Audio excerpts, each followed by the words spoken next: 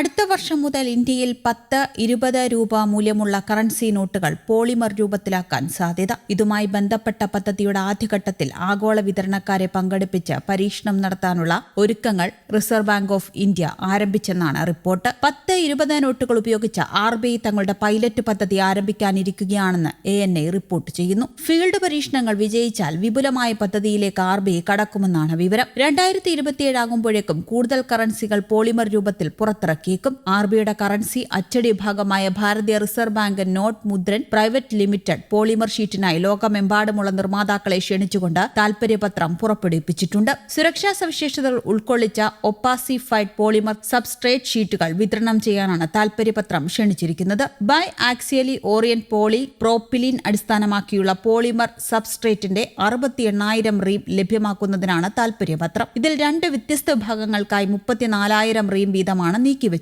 Polymer currency നോട്ടുകൾ നിരീക്ഷിക്കുന്നതിനായി RBI ആസൂത്രണം ചെയ്ത നടപടികളുടെ തുടക്കമാണ് ആഗോള ടെൻഡർ. ഓഗസ്റ്റ് 18 ടെൻഡർ സമർപ്പിക്കാനുള്ള അവസാന തീയതി. നിലവിലുള്ള സംഭരണം അടിയന്തര ആവശ്യത്തിന് മാത്രമുള്ളതാണെന്നും പരീക്ഷണം വിജയിക്കുകയാണെങ്കിൽ വലിയ ഓർഡറുകൾക്ക് സാധ്യതയുണ്ടെന്നും ടെൻഡർ രേഖയിൽ പറയുന്നു. പൈലറ്റ് പദ്ധതിക്കായി ഉപയോഗിക്കുന്ന നോട്ടുകളുടെ മൂല്യങ്ങൾ സംബന്ധിച്ച് RBI ഔദ്യോഗിക പ്രഖ്യാപനം നടത്തിയിട്ടില്ല. എന്നാൽ ജൂണിലെ പണനയ അവലോകന യോഗത്തിനു ശേഷം പോളിമർ നോട്ടുകൾ സംബന്ധിച്ച നിർദ്ദേശം പരിഗണനയിലുണ്ടെന്നും അന്തിമ തീരുമാനമെടുക്കുന്നതിന് മുൻപ് അവയുടെ ഗുണങ്ങളും പ്രായോഗികതയും പരിശോധിച്ചു വരികയാണെന്നും RBI ഗവർണർ സഞ്ജയ് മൽഹോത്ര വ്യക്തമാക്കുന്നു. 1988 ഓസ്ട്രേലിയയിലാണ് ആദ്യമായി പോളിമർ നോട്ടുകൾ പ്രാബല്യത്തിൽ കൊണ്ടുവന്നത്. 50ഓളം രാജ്യങ്ങളിൽ പോളിമർ നോട്ടുകൾ നിലവിലുണ്ട്. പരമ്പരാഗത പേപ്പർ കറൻസി അപേക്ഷിച്ച് ഇവ കൂടുതൽ ഈട് നിൽക്കുന്നവയും വ്യാജ നിർമ്മാണത്തെ ഫലപ്രദമായി പ്രതിരോധിക്കാൻ കഴിയുന്നവയും ദീർഘകാലം നിലനിൽക്കുന്നവയുമാണ്. ദീർഘകാലാടിസ്ഥാനത്തിൽ അച്ചടി ചെലവും പാരിസ്ഥിതിക ആഘാതം കുറയ്ക്കാനും സഹായിച്ചേക്കും. പോളിമർ നോട്ടുകൾ അച്ചടിക്കാൻ ആവശ്യമായ പ്രത്യേക ഷീറ്റുകൾ നിർമ്മിച്ചു നൽകുന്നതിനായി RBIയുടെ നോട്ട് അച്ചടി വിഭാഗം ആഗോളതലത്തിൽ ടെൻഡർ ക്ഷണിച്ചതോടെയാണ് നടപടികൾ വേഗത്തിലായത്. കൂടുതൽ ഈട് നിൽക്കുന്നതും കള്ളനോട്ടുകൾ അടിക്കാൻ കഴിയാത്ത വിധം നൂതന സുരക്ഷാ സംവിധാനങ്ങളുള്ളതുമായ പോളിമർ ഷീറ്റുകൾ വിതരണം ചെയ്യാനാണ് ആഗോള നിർമ്മാതാക്കളോട് ആവശ്യപ്പെട്ടിരിക്കുന്നത്.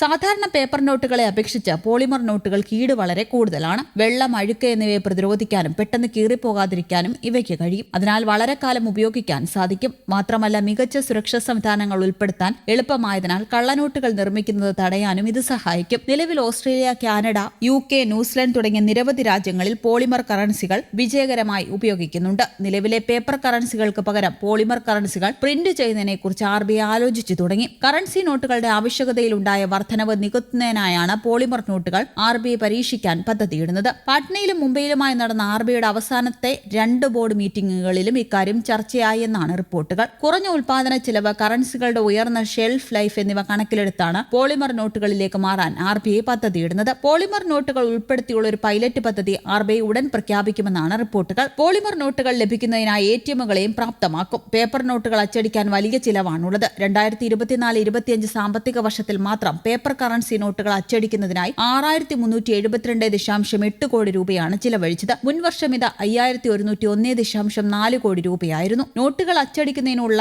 ഇന്റന്റിലെ വർധനവ് മൂലമാണെന്ന് ചിലവ് വർദ്ധിച്ചത്. നോട്ടുകളുടെ കാലയളവും ഈ തീരുമാനമെടുക്കാൻ ഒരു ഘടകമായിരുന്നു. നോട്ടുകൾ മുഷിയുന്നത് RBI സംബന്ധിച്ച് തലവേദനയാണ്. 2025 സാമ്പത്തിക വർഷത്തിൽ 23.8 ബില്യൺ മുഷിഞ്ഞ നോട്ടുകളാണ് RBI പിൻവലിച്ചത്. മിക്ക മുഷിഞ്ഞ നോട്ടുകളും 500 രൂപയുടെ നോട്ടുകളായിരുന്നു. തുടർന്ന് 100 രൂപയുടെ നോട്ടുകളുമായിരുന്നു. മുഷിഞ്ഞ നോട്ടുകളിൽ വലിയ വർധനവാണ് ഓരോ വർഷവും ഉണ്ടാകുന്നത്. ഡിജിറ്റൽ പേയ്മെന്റുകളിൽ തുടർച്ചയായ വളർച്ച ഉണ്ടായിരുന്നിട്ടും ആളുകൾ കറൻസി ഉപയോഗിക്കുന്നുണ്ട് എന്നും RBI കണ്ടെത്തിയിരുന്നു. പ്രചാരത്തിലുള്ള നോട്ടുകളിൽ മുൻവർഷത്തേതിനേക്കാൾ വലിയ വർധനവാണ് ഉണ്ടായിട്ടുള്ളത്. കഴിഞ്ഞ കുറച്ചു വർഷങ്ങളായി 10-20 രൂപ ബാങ്ക് നോട്ടുകൾക്ക് ആവശ്യക്കാർ ഏറെയാണ്. ഇത് ആദ്യമായല്ല പോളിമർ നോട്ടുകൾ പുറത്തിറക്കാനുള്ള ആലോചനകൾ ഉണ്ടാകുന്നത്. 2012 UPA സർക്കാർ ഇക്കാര്യം ആലോചിച്ചിരുന്നു. 5 നഗരങ്ങളിൽ ട്രയൽ അടിസ്ഥാനത്തിൽ 10 രൂപയുടെ 1 ബില്യൺ പോളിമർ നോട്ടുകൾ പുറത്തിറക്കാനാണ് തീരുമാനിച്ചിരുന്നത്. ഷെൽഫ് ലൈഫ് വർദ്ധിപ്പിക്കുക എന്ന് ചൂണ്ടിക്കാണിച്ചായിരുന്നു ആ നീക്കം. എന്നാൽ സാങ്കേതിക കാരണങ്ങളാലാണ് പദ്ധതി ഉപേക്ഷിക്കപ്പെട്ടത്. ലോകത്തെ ഏകദേശം 60 രാജ്യങ്ങളിൽ നിലവിൽ പോളിമർ കറൻസികൾ ഉപയോഗിക്കുന്നുണ്ട്. പോളിമർ കറൻസികളിലേക്ക് പല രാജ്യങ്ങൾ മാറുമെന്ന സൂചനകളും പുറത്തുവരുന്നുണ്ട്. News desk, Kerala Kaumudi.